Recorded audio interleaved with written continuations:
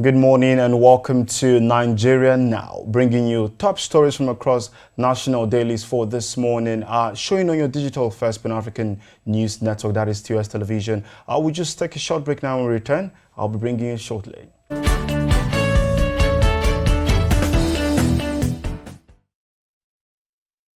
All right, this is still Nigeria Now, and joining me in the studio is Adebayo Fajimi, a sub-editor for TOS TV Network. You're welcome to the show this morning. Thank you very much. It's a pleasure to be here again. How are you, Adesoa? I'm very well, thank you. Good morning, and thank you for joining us on Nigeria Now. All right, on the front pages of the newspapers this morning, we see a couple of sad stories. On Blueprint, for example, the banner headline says 11 days after Jos attack, 36 killed in reprisal, gunmen caught breach to deny victims help.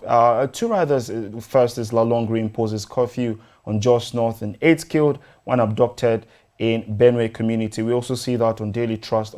Just killings as well. Youths dump over 20 corpses at Plateau Government House. We see so many sad stories this morning from Benue, Plateau, of course, Jos, and also Benue. What do you make of all of these stories? Honestly, it is a pathetic story coming from Benue and Jos as well, Plateau. And if you see what has been happening there, it doesn't give anybody joy. Every discerning Nigeria would never be happy about that. Remember, we did a story precisely on August 14 about attack that happened there, where about 22 people were killed. And also you see what is happening in Benue as well. And you know, recently you see a kind of conversation between Governor Samuel Otom and presidency, and also yesterday, you know, all manner of attack. I think that is not quite all right, and it's high time our politician comes together and try to imbibe Aristotle political virtues, where he says a good life must be lived in the state, and for a citizen to live a good life, security and stability must be provided. Because there is no way that people will just come and be attacking people, killing them and all of that, that there will not be reprisal. So people will definitely respond. So instead of, playing politics and all this, I think the best thing for them to do is to come together and see how to better resolve this thing and give people lasting solution. And like we're seeing on Daily Trust, the riders are, the Fulani group is saying they're not responsible, and we keep seeing these things happening. And some are saying it's as a result of land dispute, like the fourth rider underneath the banner headline there says how land dispute might have triggered bloodshed. So this land dispute has been a thing of the past for a long time. Do you see an end to all of this? The question we need to ask is, are these people spirit?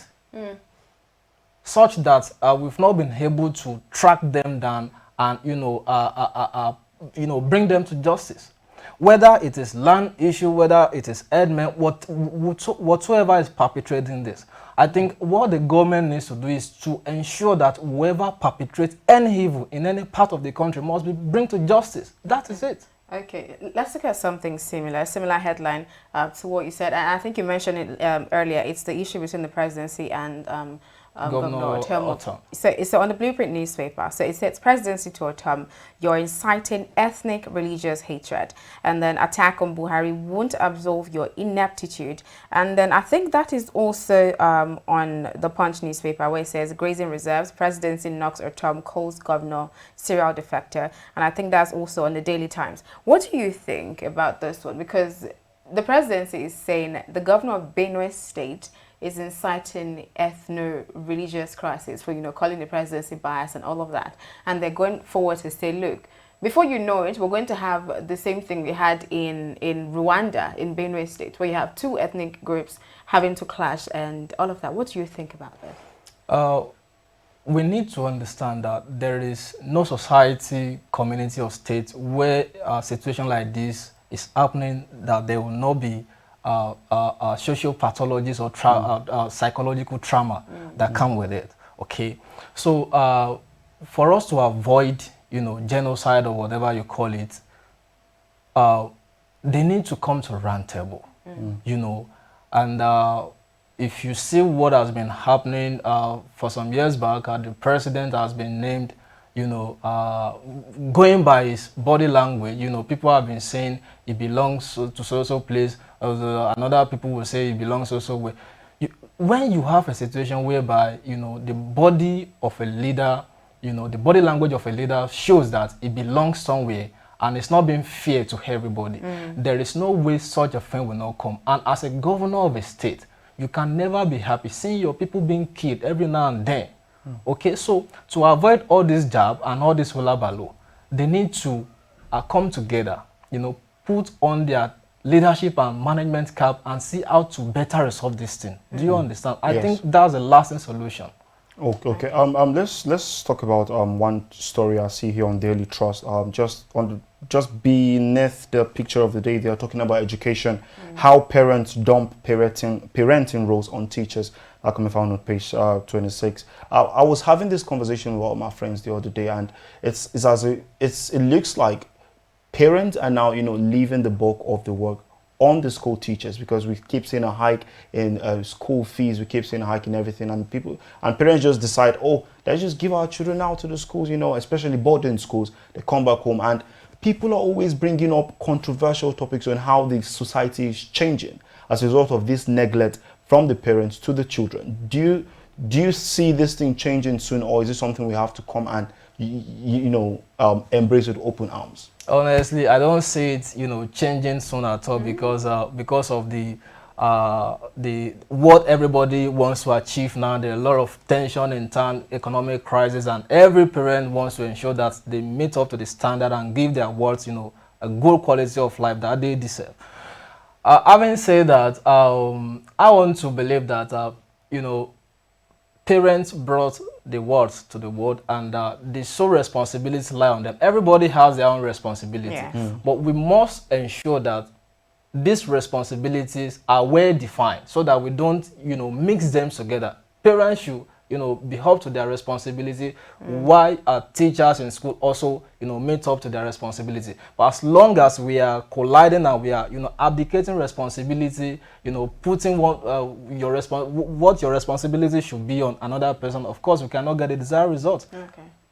All right, so let's look at, so I'm going to bring you back to, you know, issues of insecurity, and it's basically on the attack on the NDA in Kaduna State. So on the Daily Times newspaper, the very first headline there says, attack on NDA won't dampen military morale, and that's coming from the presidency. CDS orders NDA to probe incident, and I think that's replicated on the Daily Trust as well and another newspaper.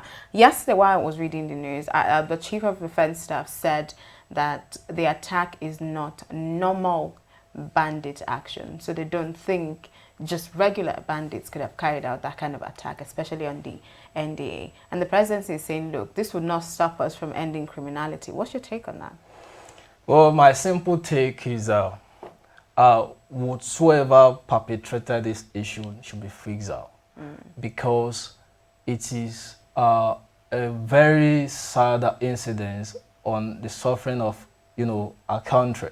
And if you look at it, you know, like I said yesterday, if bandits or hoodlums, ruffians, whatever you call it, can access NDA and unleash that kind of terror, so what is the fate of an African Nigeria who is powerless, who is helpless? Of course, and every Nigerian is now thinking. I was somewhere yesterday when I was having a lunch, and the conversation centered on that thing, that if care is not taken, what happened in Afghanistan could also happen, because before you know it, we can just hear tomorrow and say, oh, so thing has happened at Sasso Rock, and, you know, the presidency and everybody has fled away. So we need to strengthen our security architecture, and whatsoever perpetrate issue, any evil, must be fished out and be brought to justice. As simple as that. But would you say, pardon me, would you say that what we're seeing in Afghanistan today is kind of strengthening the resolve of, you know, the terrorists that we have in Nigeria? That, look, if the Taliban can one day assume power in Afghanistan, of course we can do that. And do you think the attack is maybe a way to embarrass the the government, the current administration right now? Well, of course, success is contagious, and no matter what is happening around us, you know, most of the time it's contagious. And I believe so strongly that what is happening in Afghanistan at the moment, you know, is no doubt to be giving other terrorists, you know, a kind of muscle that if it can happen there, we can achieve it there. Do you understand? So I don't really want to see it, you know, as a means to embarrass the presidency or so. Like Governor Sanfarasis also said yesterday that some unnamed, let me put it this way, unnamed politician are sabotaging his efforts to dialogue with bandits in the state. Who are these people, for crying out loud?